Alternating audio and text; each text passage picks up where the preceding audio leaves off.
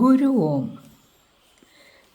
നടരാജ ഗുരുവിൻ്റെ സ്വാത്മപ്രകാശനമായ autobiography of N എബ്സല്യൂട്ടിസ്റ്റ് എന്ന ഗ്രന്ഥത്തിൻ്റെ മലയാളം മൊഴിമാറ്റം.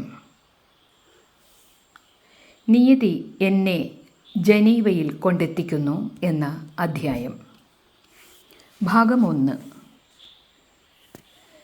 ഷാൻറ്റില്ലി അതിൻ്റെ കൃത്യം നിർവഹിച്ചു. ശുഭസൂചകമെന്ന വണ്ണം സെയിൻറ്റ് ബത്തേലേമി മല തല ഉയർത്തി നിൽക്കുന്ന പുരാതനമായ മാഴ്സേൽ പട്ടണത്തിലെ പഴയ തുറമുഖത്തിൽ നിന്നും വളരെ അല്ലാത്തൊരു തുറമുഖത്തിൽ അത് ഒരു സുപ്രഭാതത്തിൽ നങ്കൂരമുറപ്പിച്ചു. പുരാതന കാലം മുതലുള്ള കപ്പൽ യാത്രക്കാർക്ക് സുപരിചിതമായിരുന്ന പഴയ തുറമുഖം ഇപ്പോഴും കാണാം. പ്ലേസ് കാനിബയറും ഞങ്ങൾക്കിറങ്ങാനുള്ള ഗെയർ സെയിൻറ്റ് ചാൾസും കപ്പൽ യാത്രക്കാർക്ക് സുപരിചിതമായ സ്ഥാനങ്ങളാണ്. കാഴ്ചയ്ക്ക് ഇവയോട് കിടനിൽക്കുന്നത് എന്ന് പ്രസിദ്ധിയുള്ളത് വെനീസിലെ സെയിൻറ്റ് മാക്സ് സ്ക്വയറും പാരീസിലെ എയ്ഫൽ ഗോപുരവും മാത്രമാണ്. നഗരങ്ങളുടെ പ്രഖ്യാതി നീണാൾ നിലനിൽക്കുന്നു. അവയുടെ വ്യക്തിപ്രഭാവത്തിന് അത് ഗംഭീരതയും അർത്ഥസമ്പുഷ്ടിയും നൽകുന്നു. ഈ വ്യക്തിപ്രഭാവം ചിലപ്പോൾ സ്ത്രൈണമായിരിക്കും, ചിലപ്പോൾ നപുംസകവും. ആധുനിക നഗരങ്ങൾക്ക് ചിലപ്പോൾ ഒരു ഗൗരവവും കാണില്ല, നീരസജനകവുമായിരിക്കും. മാഴ്സെയിലിനെ ഈ ഗണത്തിൽ പെടുത്തിക്കൂടാ. അതിന് രാത്രിയിലും പകലുമുള്ള അമാന്യവും മാന്യവുമായ സ്വന്തം സവിശേഷ ചൈതന്യമുണ്ട്. അത് തികച്ചും ഫ്രഞ്ച് രീതിയിലുള്ളതുമാണ്. ബാഹ്യലോകവുമായി ദീർഘകാലം വേഴ്ച പ്രാപിച്ചിട്ടും അതിന് തെല്ലും തേയ്മാനം വന്നിട്ടില്ല. സാധനങ്ങൾ എടുക്കൽ, ആരോഗ്യ പരിശോധന, പാസ്പോർട്ട് സംബന്ധമായ നടപടികൾ ഇതെല്ലാം കഴിഞ്ഞ് കപ്പലിൽ നിന്ന് കരക്കിറങ്ങിയപ്പോൾ 10 മണിയായി. ഈ കപ്പലിനെ പിന്നെ ഞാൻ കാണാനിടയായത് 2 ദശാബ്ദങ്ങൾക്ക് ശേഷം ഉപേക്ഷിക്കപ്പെട്ട ഒരു പഴയ തോണി എന്ന നിലയിൽ ഇതേ തുറമുഖത്തിൽ തന്നെ കിടക്കുന്നതാണ്. സാമാനങ്ങൾ ഇറക്കാൻ ഒരു കൂട്ടം കപട ഏജൻറ്റുമാർ വന്നു. അവരോട് കുറേയൊക്കെ തട്ടിക്കയറിയതിന് ശേഷമേ നേരെ കാര്യം നടത്താൻ കഴിഞ്ഞുള്ളൂ.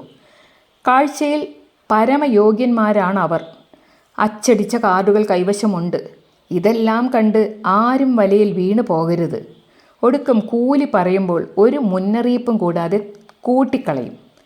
അത് കൊളംബിലും മറ്റേത് തുറമുഖത്തിലും കാണുന്നത് പോലെ വഷള് തന്നെ. ഏതായാലും എല്ലാം കഴിഞ്ഞ് ഞങ്ങൾ ഗെയർ സെയിൻറ്റ് ചാൾസിൻ്റെ കൽപ്പടവുകൾക്കടുത്തുള്ളൊരു ചെറിയ ഹോട്ടലിൽ എത്തിച്ചേർന്നു. ബ്രേക്ക്ഫാസ്റ്റ്, ലഞ്ച് ഉടനെ കിട്ടി. തെരുവിന് അഭിമുഖമായ തീൻമുറിയുള്ള വിശാലമായ ജനാലകളുടെ ചില്ലുകളിൽ മൂക്കും അമർത്തിക്കൊണ്ട് വിശന്നു പൊരിയുന്ന കൊച്ചു ഗൗരീഷുമാർ കൊതിയും വിറച്ച് നോക്കി നിൽക്കുന്നുണ്ട്. അവർ നിൽക്കുന്ന നടപ്പാത തന്നെയാണ് അവരുടെ വീടും. വിക്ടർ യൂഗോയ്ക്ക് ഇവരെ നല്ല പരിചയമാണ്. മനം മാറ്റം എന്ന ഉപപാഠം.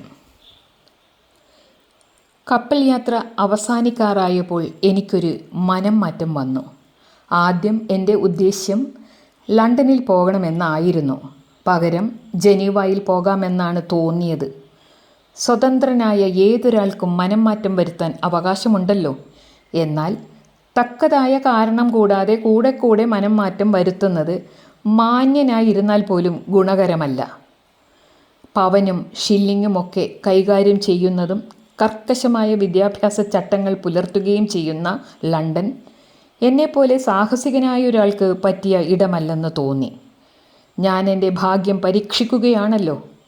ജീവിതം അതിൻ്റെ ചുരുളുകൾ വിടർത്തുമ്പോൾ സാധ്യതകൾ അവയുടെ ഏതെല്ലാം കവാടങ്ങൾ എനിക്ക് തുറന്നു തരുമെന്നുള്ളതിനെ ആശ്രയിച്ചാണ് അതിൻ്റെ ഗതി.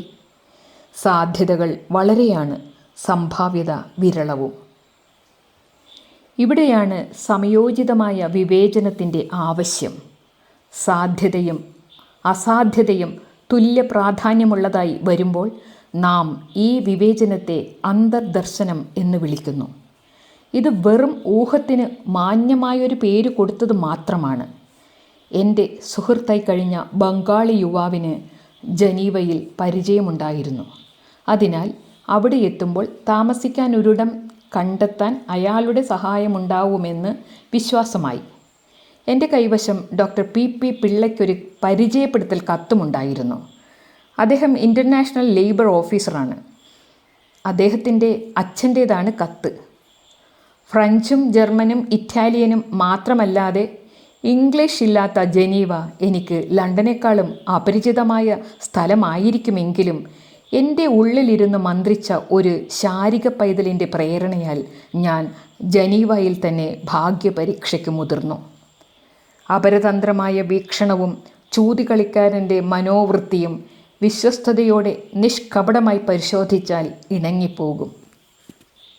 ചെറി പഴങ്ങൾ ശേഖരിക്കുന്നു എന്ന ഉപാധ്യായം.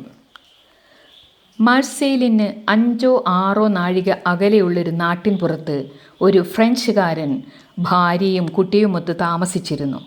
അയാളെ എൻ്റെ ബംഗാളി സുഹൃത്ത് മിസ്റ്റർ സെന്നിന് പരിചയമാണ്. അദ്ദേഹം ഞങ്ങളെ അവിടേക്കൊരു ഉല്ലാസയാത്രയായി തൻ്റെ വീടും പഴത്തോട്ടവും കാട്ടാൻ കൂട്ടിക്കൊണ്ടുപോയി. വസന്തത്തിൻ്റെ വൃക്ഷവാടിക്കാകെ അലങ്കാരം ചാർത്തുന്ന ചെറി പൂങ്കുലകൾ 1928 ജൂൺ അവസാനമായപ്പോഴേക്കും പഴക്കുലകളായി മാറിക്കഴിഞ്ഞു. ആ മെഡിറ്ററേനിയൻ പ്രദേശത്താകമാനം കുട്ടികൾക്കെന്നല്ല പ്രായമായവർക്കും ഉല്ലാസകരമായൊരു വിനോദമാണ് ചെറിയ ഏണി ചാരിക്കയറി പഴമെറുത്ത് ദിവസം കഴിക്കുക. ഈ വിളവെടുപ്പിൻ്റെ ഒരു പങ്ക് കൊയ്ത്തുകാരുടെ വായിലേക്കാണ് പോകുന്നത്. അത് തെറ്റൊന്നുമല്ല. ഇതുമൂലം സാമ്പത്തിക വിദഗ്ധന്മാർക്ക് ഉത്തരം കണ്ടെത്തേണ്ട പ്രശ്നമൊന്നും ഉണ്ടാകുന്നില്ല എന്നതായിരിക്കാം അതിന് കാരണം. ഇവിടെ പ്രകൃതിയുടെ വിഭവ സമൃദ്ധി കുഞ്ഞുങ്ങളുടെ വിശപ്പിനെ നേരിട്ട് പരിഹരിക്കുന്നു. കറൻസി നോട്ടുകളുടെ ധനാഢ്യതയെ ഇടനിലക്കാരനാകാൻ അനുവദിക്കാതെ അവഗണിച്ചു കളയുന്നു. ഒരുപക്ഷെ ദൈവത്തിന് ഇതായിരിക്കും കൂടുതൽ ഇഷ്ടം. കരിങ്കല്ല് കൊണ്ടോ പാറപ്പാളികൾ കൊണ്ടോ കെട്ടിയടച്ച മതിലുകൾക്കുള്ളിൽ ഒലീവിൻ്റെയും ഓറഞ്ചിൻ്റെയും പ്ലമ്മിൻ്റെയും പിയറിൻ്റെയും ഒക്കെ പഴത്തോട്ടങ്ങൾ കാണാം. നീലക്കടൽപ്പരപ്പിനും സൈപ്രസ് മരങ്ങൾ നിറഞ്ഞ മലയടിവാരത്തിനും അടുത്ത് മുന്തിരിത്തോട്ടങ്ങളുമുണ്ട്. നെയ്പിൾസും ഗ്രീസും പോലെ ആൽപ്സ് മാരിടൈമും കോസ്റ്റ് ഡി ആഷൂറും ഉത്തര യൂറോപ്പിലെ അതിശീത പ്രദേശങ്ങളിൽ നിന്ന് സുഖവാസ കൊതുകുകളെ ആകർഷിക്കാറുണ്ട്. അവർക്ക് മഞ്ഞുകാലവും വസന്താരംഭത്തിലെ ഹിമബാധയും കോടക്കാറ്റും കഴിഞ്ഞ് യാഥാർത്ഥ്യമായി തീരുന്നൊരു സ്വപ്നമാണിത്. യൂറോപ്പ് മുഴുവൻ അന്ന് വീട് വിട്ട് വെയിൽ കായാൻ ഇറങ്ങുകയായി. ഒഴിവുകാലത്തെ ഉത്സവത്തിൻ്റെ പ്രതീതിയാണ് അവർക്കെല്ലാം. സ്വതന്ത്രമായി ചിറകു വിടത്തി പറന്ന് നീലാകാശത്തിലെ ഇളം ചൂട് അവർ പാനം ചെയ്യും. മനുഷ്യൻ പ്രകൃതിയുടെ പരിരംഭണത്തിൽ അമരുന്നു. അങ്ങനെ എല്ലാ വീര്യവും സമ്പാദിക്കുന്നു. ഫ്രഞ്ച് കുടുംബജീവിതം എന്ന ഉപപാഠം. ഈ അല്പസമയത്തെ സന്ദർശന വിഷ്കംഭം ആദ്യമായി ഫ്രഞ്ച് നാട്ടിൻപുറത്തെ ഗൃഹജീവിതത്തിലേക്ക് ഒന്നെത്തി നോക്കാൻ ഞങ്ങൾക്കൊരവസരം നൽകി. മടക്കയാത്ര ആതിഥേയൻ തന്നെ ഓടിച്ച തകര കളിപ്പാട്ട വണ്ടി പോലുള്ളൊരു കാറിലായിരുന്നു. 100 വട്ടം അദ്ദേഹം വാഹന ഗതാഗത നിയമങ്ങൾ ലംഘിച്ചിട്ടുണ്ട്. റോഡിൻ്റെ വലതുവശത്തു കൂടിയാണ് വണ്ടി ഓടിക്കേണ്ടത്. ഇംഗ്ലണ്ടിലെ പോലെ ഇടതുവശത്തു കൂടിയല്ല. ഇത് ഞങ്ങളെ സംബന്ധിച്ചിടത്തോളം പുതുമയായിരുന്നു. ഞങ്ങൾ എങ്ങനെയാണ് രക്ഷപ്പെടുക എന്ന് കരുതി ഉള്ളിൽ ഒതുങ്ങിയിരുന്നു. അങ്ങനെ ഒരുവിധം ഞങ്ങൾ തിരിച്ചെത്തി. ഏതായാലും പിൽക്കാലത്ത് പല പുതിയ കൂട്ടുകെട്ടുകൾ ഉണ്ടായിട്ടും ഈ സന്ദർശനം വളരെ വിലയേറിയ ആയി തന്നെ ശേഷിച്ചു. ഞങ്ങളുടെ ആതിഥേയൻ ഇന്ത്യയുടെ ഒരു സുഹൃത്താണ്. അയാളുടെ ധർമ്മധാരങ്ങൾ ഭാരതീയ അധ്യാത്മ ചിന്തയെപ്പറ്റി ഉള്ള പുസ്തകങ്ങൾ പഠിച്ചിട്ടുണ്ടത്രേ. ഈ വാക്കുകൊണ്ട് അവർ അർത്ഥമാക്കുന്നത് എന്താണെന്നറിയില്ല.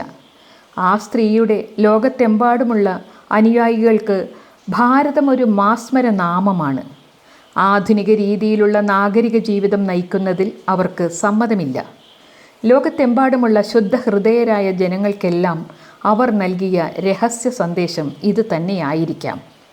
അവരെ വിരൂപയെന്നോ അജ്ഞയെന്നോ പാവമെന്നോ ബാലിശയെന്നോ ഇഷ്ടം പോലെ വിളിക്കാം.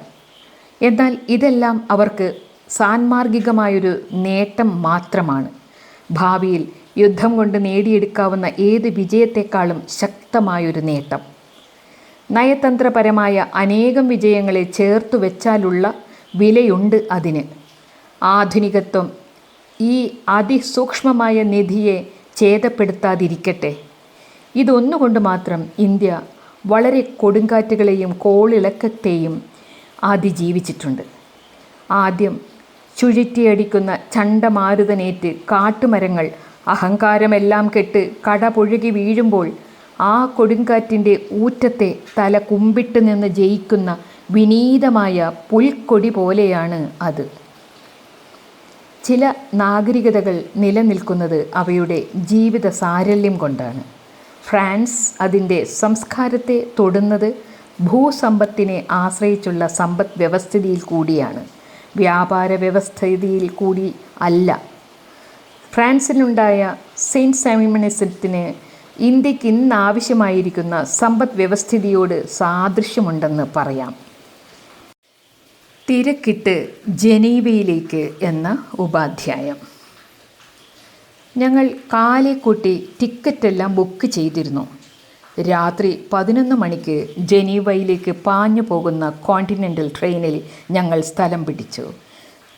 തലയ്ക്കൽ വയ്ക്കാൻ വെള്ള ലിനൻ കൊണ്ട് പൊതിഞ്ഞിട്ടുള്ള തലയണയും ഉണ്ടായിരുന്നു. രാത്രി ഗ്രെനോബിൾ കടന്നു. മണിക്കൂറിൽ സുമാർ 100 കിലോമീറ്റർ വേഗത്തിൽ പാഞ്ഞു പോകുന്ന തീവണ്ടി വേലിച്ചെടികളും കല്ലുകളും നിറഞ്ഞ ഭൂഭാഗത്ത് കൂടിയാണ് ഓടുന്നതെന്ന് നേരം വെളുത്തപ്പോൾ മനസ്സിലായി. ഇതിനിടയിൽ അനവധി കലുങ്കുകളും പാലങ്ങളും കടന്നു പോകുന്നുണ്ട്. മനോജ്ഞമായ സിൽവർ ബീർച്ച് മരങ്ങൾ, നിരനിരയായി നിൽക്കുന്ന പോപ്ലാർ മരങ്ങൾ, ഗ്രീഷ്മകാലത്തെ ഡെയ്സി പൂക്കൾ, റെഡ് പോപ്പികൾ വളർന്നു നിൽക്കുന്ന പുൽക്കൂട്ടത്തിനിടയിൽ തല പൊന്തിച്ചു നിൽക്കുന്ന കോൺഫ്ലവർ, ഇതെല്ലാം നിറഞ്ഞ കൃഷിസ്ഥലങ്ങൾ ഒന്നൊന്നായി കടന്നുപോയി. അവിടെയെല്ലാം ആടുമാടുകൾ മേഞ്ഞു നടക്കുന്നുണ്ട്. ഇങ്ങനെ പുതുമതി ഉള്ളതായി ഞാൻ കണ്ട തെക്കൻ യൂറോപ്പിലെ ഗോപഭൂഭാഗ ദൃശ്യങ്ങളിൽ എനിക്ക് കൗതുകം തോന്നി. കാലത്ത് 10 മണിയോടുകൂടി ജനീവയിലെത്തി. മിസ്റ്റർ സെന്നിൻ്റെ സുഹൃത്ത് ഞങ്ങളെ കാത്ത് തീവണ്ടി ഓഫീസിൽ നിന്നിരുന്നു. ഞങ്ങൾ ഉടൻ തന്നെ നഗരത്തിലേക്ക് കടന്നു. റെസ്റ്റോറൻറ്റിൽ നിന്ന് ലഘുഭക്ഷണം കഴിച്ചിട്ട് ജീൻ ജാക്കസ് റൂസോയുടെ സ്മാരകവും കഴിഞ്ഞ് ലെമൺ തടാകത്തിലെ പ്രസിദ്ധി കേട്ട പാലം കടന്നു. റെയിൽവേ സ്റ്റേഷനടുത്ത് തന്നെയുള്ള മെച്ചപ്പെട്ടൊരു ഹോട്ടലിൽ ഞങ്ങൾ താമസത്തിന് ഏർപ്പാട് ആക്കി കഴിഞ്ഞിരുന്നു. സാധനങ്ങളെല്ലാം അവിടെ ഇട്ടിട്ട് കാഴ്ച കാണാൻ ഇറങ്ങിയിരിക്കുകയാണ്. റൂസോയുടെ ചൈതന്യം ആ നഗരത്തെ വലയം ചെയ്തു നിൽക്കുന്നു. അതിനാൽ വാച്ച് നിർമ്മാണവും ക്ഷീര വ്യവസായവും കൊണ്ട് ഉപജീവിച്ചിരുന്ന ഈ വളർന്നു വലുതായ ഗ്രാമം പ്രസിഡന്റ് വിൽസന്റെ അഭിലാഷപ്രകാരം ഒരു അന്തർദേശീയ നഗരവും ലീഗ് ഓഫ് നേഷൻസിൻ്റെ ആസ്ഥാനവുമായതിൽ അത്ഭുതമില്ല. റൂസോയായിരുന്നു ജനീവ പൗരൻ, അഥവാ സിറ്റോയൻ ഡി ജനീവ്. ഈ നഗരത്തിന് സ്വതവേയുള്ള സത്യശീലം റൂസോയെ ഒരു ലോക പൗരനെന്ന നിലയിൽ ജനഹൃദയങ്ങളിൽ സ്ഥാനം പിടിക്കാൻ ഇടയാക്കി. ഇത്തരം മൂല്യങ്ങൾ കണ്ടറിയാൻ തക്ക സൂക്ഷ്മതയുള്ളവർക്കെല്ലാം ഇത് അനുഭവമാകും. ആദ്യത്തെ സമ്പർക്കം എന്ന ഉപപാഠം. പാശ്ചാത്യ നാഗരികതയുമായി എനിക്കുണ്ടായ ആദ്യത്തെ സമ്പർക്കം ഏതോ യാദൃശ്ചിക സംഭവം എന്ന പോലെ ലേക്ക് ഓഫ് ജനീവയിലുള്ള റൂസോയുടെ പ്രതിമയെപ്പറ്റി ചിന്തിച്ച വഴിക്കാണ്. അദ്ദേഹം അവിടെ ഒരു ഉയർന്ന പീഠത്തിൽ കടലാസ് ചുരുളും തൂലികയും കയ്യിൽ വെച്ചുകൊണ്ടിരിക്കുന്നു. കൊത്തിയെടുത്തതോ വാർത്തുണ്ടാക്കിയതോ എന്നറിയില്ല. സത്യകാമനും മനുഷ്യസ്നേഹിയുമായ അദ്ദേഹം ഒരു കാലത്ത് ആ തടാകത്തോടും അതിൻ്റെ ധാത്രിയായ പ്രകൃതിയോടുമുള്ള ശുദ്ധമായ പ്രേമം കൊണ്ട് അതിൽ കണ്ണുനീർ ചൊരിഞ്ഞിട്ടുണ്ട്. ഈ സരളമായ ചിന്ത അദ്ദേഹത്തിൻ്റെ ചേതനയെ ഗ്രസിച്ചു കളഞ്ഞിരുന്നു. സമകാലികരായ മറ്റ് പാശ്ചാത്യന്മാർ അദ്ദേഹത്തെ വികാരാതിരേകം ചുമത്തി കുറ്റപ്പെടുത്തിയിട്ടുണ്ടെങ്കിലും അദ്ദേഹം മാനുഷിക മൂല്യങ്ങളെ തികച്ചും കണ്ടറിയാൻ കഴിഞ്ഞ ഒരു നിഷ്കളങ്കാത്മാവായിരുന്നു. സംഗതിവശാൽ സംഭവിച്ചതും മിക്കവാറും യാദൃശ്ചികമെന്ന് പറയാവുന്നതുമായ ഈ സമ്പർക്കം ദിവസം കഴിയുന്തോറും എൻ്റെ ജീവിതത്തിൽ കൂടുതൽ പ്രാധാന്യമുള്ളതായി തീർന്നു. അത് പാശ്ചാത്യ ദർശനത്തിൻ്റെ അന്തരാത്മാവിനെ ദർശിക്കുവാനുള്ള വാതിൽ എനിക്ക് തുറന്നിട്ടു തന്നു. ഊഷ്മളമായ തെക്കൻ പ്രദേശത്തേക്ക് ഒഴുകിപ്പോകുന്ന റോൺ നദി ജനീവ തടാകം കടക്കുമ്പോൾ പോപ്ലാർ മരങ്ങൾ നിറഞ്ഞ ഈ സ്മാരകദ്വീപിൻ്റെ ചുറ്റിനും കറുത്തും വെളുത്തുമുള്ള രാജഹംസങ്ങൾ നീന്തി തുടിക്കുന്നു. റൂസോ ആധുനിക വിദ്യാഭ്യാസത്തിൻ്റെ പിതാവായിട്ടാണ് പരിഗണിക്കപ്പെടുന്നത്. എങ്കിലും വിദ്യാഭ്യാസ വിഷയകമായ പഠനം ഇന്ത്യയിൽ വെച്ച് പൂർത്തിയാക്കിയ എനിക്ക് ഈ മഹാൻ്റെ പേരുമായി ഉണ്ടായിരുന്ന പരിചയം വെറും ഉപരിപ്ലവം മാത്രമായിരുന്നു. ഇന്ത്യയിലെ അധ്യാപക വിദ്യാർത്ഥികൾക്ക് വേണ്ടി പാഠപുസ്തകം രചിക്കുന്ന സാധാരണ ഇംഗ്ലീഷുകാരന് മനസ്സിലാക്കാൻ കഴിയാത്തത്ര മാഹാത്മ്യമാണ് റൂസോയ്ക്കുള്ളത്. അതിനാൽ അവരെല്ലാം അദ്ദേഹത്തെ കാണാതെ കടന്നുപോയി. അദ്ദേഹം പരിത്യജിക്കപ്പെട്ടു. എന്നാൽ ഇന്ത്യയിലെ വിദ്യാഭ്യാസം അതിൻ്റെ സ്വാഭാവികമായ രീതിയിൽ രൂപം കൊള്ളണമെങ്കിൽ അതിന് മറ്റാരെയും ആശ്രയിക്കേണ്ടത് റൂസോയെയാണെന്നുള്ളതാണ് പച്ചനേര്. വെൽസിനെ പോലെ അഭിജ്ഞരായ ഇംഗ്ലീഷുകാർക്ക് റൂസോ ഒരു ഉന്മാദ രോഗിയാണ്. മാന്യതയില്ലാത്ത താഴ്ന്നതരം കാര്യങ്ങളാണത്രേ അദ്ദേഹം എഴുതിക്കൂട്ടിയത്. റൂസോയുടെ അതീവ ദുർജ്ഞേയവും ധ്യാനപരായണവുമായ ഗുണവിശേഷങ്ങളെ വെറും കച്ചവടത്തിൻ്റെ പശ്ചാത്തലത്തിൽ നിന്നുകൊണ്ട് വികടമായി വിലയിരുത്തിയതാണ് അതിന് കാരണം. പ്രാജിക്ക് പ്രതീജിയോട് ചേരാൻ സാധിക്കുന്നത് ജീൻ ജാക്കസ് റൂസോ എന്ന കണ്ണിയിൽ കൂടി മാത്രമായിരിക്കും. മാനുഷിക വികാരങ്ങളാണ് മാനവവംശത്തെ ഒരു കുടുംബമാക്കി തീർക്കുന്നത്. താമസമാകുന്നതിന് മുൻപ് എന്ന ഉപാധ്യായം. ആ അപരിചിതമായ നഗരത്തിൽ ആദ്യമായി ഞാൻ അന്വേഷിച്ചത് താമസത്തിന് കുറഞ്ഞ വാടകയ്ക്കൊരു മുറി കിട്ടുമോ എന്നാണ്. പിന്നീട് പ്രയോജനകരമായ പഠനത്തിനോ പ്രവൃത്തിക്കോ ഉള്ള സൗകര്യം കണ്ടുപിടിക്കണം. പോക്കറ്റ് ബുക്കിലുണ്ടായിരുന്ന പണത്തിൻ്റെ 3/4 പങ്കും ടിക്കറ്റിനും വസ്ത്രങ്ങൾക്കുമായി ചെലവായി പോയെന്ന കാര്യം നന്നായി അറിയാം. അതിനാൽ ഇനിയുള്ള നീക്കങ്ങൾ അതിശീഘ്രവും മുൻകരുതലുകളോടുകൂടിയും വേണം. കുക്സിൻ്റെ ചെക്കിൻ പ്രകാരം എൻ്റെ കൈവശമുള്ള 400 സ്വിസ് ഫ്രാങ്ക് കൊണ്ട് 2 മാസത്തിലധികം കഴിയാൻ സാധ്യമല്ല. നാമമാത്രമായ ചെലവിൽ ജീവിക്കേണ്ടി വരുന്ന ആപത്തിനെ ഉടനെ നേരിടേണ്ടിയിരിക്കുന്നു. ഒട്ടും പരിചയമില്ലാത്ത ഭാഷയാണ്. ജനങ്ങളെയും അവരുടെ രീതികളെയും പറ്റിയുള്ള വിവരം അതിലും കമ്മി. അതിനാൽ ഒരു മുറി വാടകയ്ക്കെടുത്ത് തരുന്നതിന് ആ ബംഗാളി സുഹൃത്ത് എന്നെ തന്നെ ആശ്രയിച്ചു. ബുൾവാർ ഡി പോങ് ഡി ആവ് എന്നു പേരുള്ള ഒരു തെരുവിലാണ് മുറി കിട്ടിയത്. ഈ പേരുച്ചരിക്കാൻ പോലും ഞാൻ നന്നേ വിഷമിച്ചു. തെരുവിലിറങ്ങി നടന്നു പോകുമ്പോൾ എൻ്റെ വേഷം എത്ര വിചിത്രമാണെന്ന വസ്തുത ശ്രദ്ധിക്കാതിരിക്കാൻ കഴിഞ്ഞില്ല. കൊളംബിൽ തയ്പ്പിച്ച കോട്ടും ഫെൽറ്റ് ഹാറ്റുമാണ് വേഷം. അത് ജനീവയിൽ പഴഞ്ചനായി കഴിഞ്ഞു. യൂറോപ്യൻ ഫാഷൻ്റെയെല്ലാം ആസ്ഥാനം പാരീസാണല്ലോ. തയ്യൽക്കാരുടെ ലോകത്ത് നടക്കുന്ന ഏതോ ഉപജാപം കൊണ്ടാവാം പാരീസിന് എന്നും ഈ പദവി നിലനിർത്താനാവുന്നത്. പാരീസിനോട് കൂടുതലടുത്തത് ജനീവയാണ്. ഏറ്റവും പുതിയ ഫാഷൻ അവിടെ നിന്ന് കൊളംബിൽ എത്തിച്ചേരണമെങ്കിൽ ഇനി ഒരു 3 മാസമെങ്കിലും വേണം. ഐകരൂപ്യ വ്യവസ്ഥയാണ് തികച്ചും സജീവമായ പാശ്ചാത്യ സംസ്കാരത്തിൽ അനിവാര്യമായി കരുതപ്പെടുന്നത്. സ്വന്തം വ്യക്തിത്വ ബോധത്തോട് ക്രൂരത കാട്ടാൻ ഒരുവൻ നിർബന്ധിതനായി തീരുന്നിടം വരെ ഇതെത്താറുണ്ട്. ഫാഷൻ മാറിക്കൊണ്ടിരിക്കും. അതിൻ്റെ ശാസനകളോട് വിശദാംശത്തിൽ പൊരുത്തപ്പെട്ടു പോകുക ദുഷ്കരം തന്നെ. അന്ന് നിലവിലിരുന്ന ഫാഷൻ അനുസരിച്ച് എൻ്റെ ഫെൽറ്റ് ഹാറ്റിൻ്റെ വക്കിന് 1 സെൻറ്റിമീറ്റർ വീതി കൂടുതലാണ്.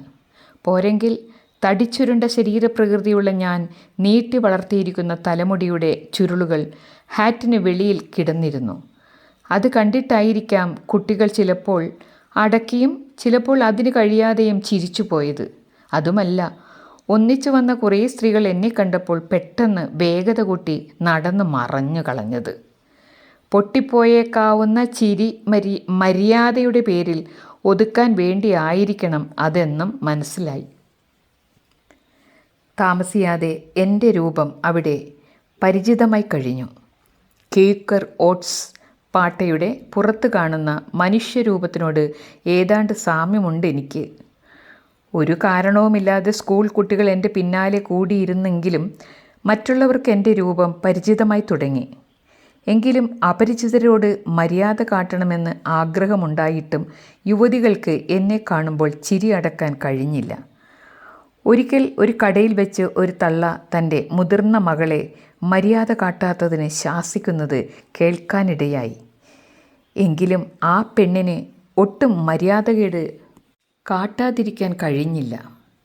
വളരെ താമസിയാതെ ഞാൻ സാധാരണ പോകാറുള്ള റോഡുകളിലും മറ്റിടങ്ങളിലുമെങ്കിലും ഇത്തരം സംഭവങ്ങൾ ആവർത്തിക്കപ്പെടാതായി. ഒരു സ്വിസ് കുടുംബത്തോടൊത്ത് താമസിക്കാനും ഊണ് കഴിക്കാനുമുള്ള ഏർപ്പാടാക്കി. മാസം 250 സ്വിസ് ഫ്രാങ്കോളം ചെലവുണ്ട്. ഒരു സ്വിസ് ഫ്രാങ്കിന് ഏകദേശം 1 ഉറുപ്പികയോളം ആണ് വില. നഗരത്തിൻ്റെ തെക്ക് ഭാഗത്ത് ആർവേ നദിയുടിലേക്ക് പോകുന്ന തെരുവിലാണ് ഈ വീട്. മദാം ഡിനെഗ്രോ ആണ് ഗൃഹനായിക. അവരുടെ മകനും അയാളുടെ രണ്ടാനച്ഛനുമാണ് മറ്റ് കുടുംബാംഗങ്ങൾ. 50 കഴിഞ്ഞ ഈ രണ്ടാനച്ഛൻ വാർദ്ധക്യത്തിലാണ് പ്രേമബദ്ധനായത്. കാലത്തിൻ്റെ കടും കൈകൾ ആ മുഖത്ത് പതിഞ്ഞു കാണാറുണ്ട്. ആ യുവാവ് കൂലിയെടുത്തൊരു സൈക്കിളിൽ എന്നെ തടാകത്തിലേക്ക് കുളിക്കാൻ കൊണ്ടുപോകും. മാത്രമല്ല, ഗ്രീഷ്മകാലത്തിൻ്റെ ചൂട് കഴിഞ്ഞ് ശരത്കാല ശീതളിമയിൽ മുഴുകിത്തുടങ്ങിയ നഗരം കൊണ്ടുചെന്ന് കാണിക്കുകയും ചെയ്യും. ആ മാസം കഴിയുന്നതിന് മുൻപ് തന്നെ ഞാൻ വാടകയും മറ്റും കൊടുത്തു തീർത്തു. പിന്നെ കുറെ കൂടി ചെറിയൊരു മുറിയിലേക്ക് താമസം മാറി. അത് ആബേമീൻ റോഡിലാണ്. ഭർത്താവായ മിസ്റ്റർ എൽ ചെയിനുമായി വിവാഹമോചനം നടത്തിയ ഒരു അമേരിക്കക്കാരി തള്ളയുടെ വീടാണത്. മുറികളെല്ലാം ചെറുതാണ്. എങ്കിലും തൊട്ടടുത്തുള്ള ചെറിയ അടുക്കളയിൽ വെച്ച് സൂപ്പുണ്ടാക്കാം. കൂടാതെ കുളിക്കാനും ചെലവില്ല. ഇങ്ങനെ മുമ്പത്തേതിൻ്റെ ഏകദേശം പകുതി ചെലവ് കൊണ്ട് എല്ലാം നടത്താം. ബണ്ണും റോൾസ് കേക്കും വാങ്ങാൻ കാലത്തും വൈകിട്ടും പുറത്തു പോകും. പോട്ടേജ് മാഗി കൊണ്ട് പലതരത്തിലുള്ള സൂപ്പുകളുണ്ടാക്കും. ഈ സാധനം 10-20 തരത്തിലുള്ളത് കടയിൽ കാണും. ഇഷ്ടം പോലെ തിരഞ്ഞെടുക്കാം. അങ്ങനെ ഞാൻ ഇവിടെ താമസമായി എന്ന് തോന്നിത്തുടങ്ങി. അപ്പോഴേക്കും എൻ്റെ കോശസ്ഥിതിയുടെ നെല്ലിപ്പലക എത്താറായെന്ന കണക്ക് പുസ്തകം കാട്ടിത്തുടങ്ങി. ഞായറാഴ്ച ദിവസങ്ങളിലെ പ്രാതൽ തയ്യാറാക്കൽ ലഘൂകരിക്കാൻ വേണ്ടി ഞാൻ അടുത്ത് തന്നെയുള്ള ഒരു ബെലാംഗേറിയിൽ, അതായത് ബേക്കറിയിൽ നിന്ന് ചെറിയ കേക്കുകൾ വാങ്ങിവെച്ച് സുഖലോലുപനാകാറുണ്ട്. മറ്റവസരങ്ങളിൽ എന്നെക്കൊണ്ടാവുന്നിടത്തോളം മിതവ്യയം ശീലിച്ചു. പല ഞായറാഴ്ച ശുശ്രൂഷകളിലും ഞാൻ പങ്കെടുത്തു. സെയിൻറ്റ് പിയർ കത്തീഡ്രലിലെ ഒരു ശുശ്രൂഷയിൽ തുടങ്ങി സൂഫി, ബഹായി, ക്വേക്കർ എന്നീ സമ്മേളനങ്ങളിലേക്ക് അത് കടന്നുപോയി. ഈ ഒടുക്കം പറഞ്ഞ ക്വേക്കർ സമ്മേളനമാണ് എൻ്റെ പ്രകൃതത്തിന് യോജിച്ചതായി കണ്ടത്. അങ്ങനെ 1928 ഗ്രീഷ്മകാലത്തിൻ്റെ അവസാനത്തോടുകൂടി എന്നെ തന്നെ ഞാൻ നിയതിയുടെ കൈകളിലേക്ക് എറിഞ്ഞുകൊടുത്തു. അവിടെ institute of designs of education എന്നൊരു സ്ഥാപനമുണ്ട്. അതിനെ ദ ഇൻസ്റ്റിറ്റ്യൂട്ട് ഷാങ് റൂസോ എന്നും വിളിച്ചിരുന്നു. അവിടെ ഞാനൊരു വിദ്യാർത്ഥിയായി ചേർന്നു. ഡോക്ടർ എഡ്വേർഡ് പാക്ലറേത്, ഡോക്ടർ പീർബോവെറ്റ് തുടങ്ങിയ വിശ്രുതരായ വിദ്യാഭ്യാസ ദുരന്തരന്മാരുടെ കീഴിൽ അഭ്യസനം നടത്താനും അവിടുത്തെ ഗ്രന്ഥശാലയെ ശരിയായി പ്രയോജനപ്പെടുത്താനും എനിക്ക് സാധിച്ചു. ന്യൂ എഡ്യൂക്കേഷൻ ഫെലോഷിപ്പ് ഇൻ യൂറോപ്പിൻ്റെ സ്ഥാപകനായ ഡോക്ടർ അഡോൾഫ് ഫെറീറുമായി പരിചയമാകുവാനും കഴിഞ്ഞു. വിദ്യാഭ്യാസ പ്രക്രിയയിലെ വ്യക്തിഗതമായ ഘടകം എന്ന വിഷയത്തെപ്പറ്റി ഒരു ഗവേഷണ പ്രബന്ധം തയ്യാറാക്കാൻ ഞാൻ തീരുമാനിച്ചു. ഇക്കാര്യത്തെപ്പറ്റി ജനീവ സർവകലാശാല അധികൃതരുമായി സംസാരിച്ചു. അതിനിടയിൽ പാരീസ് സർവകലാശാല കുറെ കൂടി സ്വതന്ത്രവും തുറസ്സുമാണെന്ന അറിവ് കിട്ടി. അവിടെ സർവകലാശാല വിദ്യാഭ്യാസത്തിന്മേൽ ഗവൺമെൻറ് ഏർപ്പെടുത്താറുള്ള നിയന്ത്രണങ്ങൾ ഇല്ലാത്തതിനാൽ വിദേശ വിദ്യാർത്ഥികൾക്ക് പ്രവേശിക്കാൻ പ്രയാസമില്ലെന്നും മനസ്സിലാക്കി. വേണ്ടത്ര ഫ്രഞ്ച് ഭാഷ കൈവശമാക്കിയതിന് ശേഷം വേണം ഈ പഠനം പൂർത്തിയാക്കേണ്ടത്. അതെങ്ങനെ സാധിക്കുമെന്ന് എനിക്ക് നിശ്ചയമില്ലായിരുന്നു. എങ്കിലും ഏതോ ഒരു നേരിയ ശബ്ദം ഉള്ളിലിരുന്ന് എന്നോട് മന്ത്രിച്ചു, അതെനിക്ക് സാധിക്കുമെന്ന്. ഭാഷയറിയില്ല, കയ്യിൽ പണമില്ല, പരിചയമുള്ള ആരുമില്ല. എന്നാലും ഞാൻ ആശ കൈവിടിഞ്ഞില്ല. ബാക്കിയെല്ലാം നിയതി നിർവഹിച്ചു കൊള്ളട്ടെ എന്ന് സമാധാനിച്ചു. നിയതി എന്നെ ജനീവയിൽ കൊണ്ടെത്തിക്കുന്നു എന്ന അധ്യായം പൂർണ്ണമാകുന്നു. ഗുരു ഓം തത്സത്.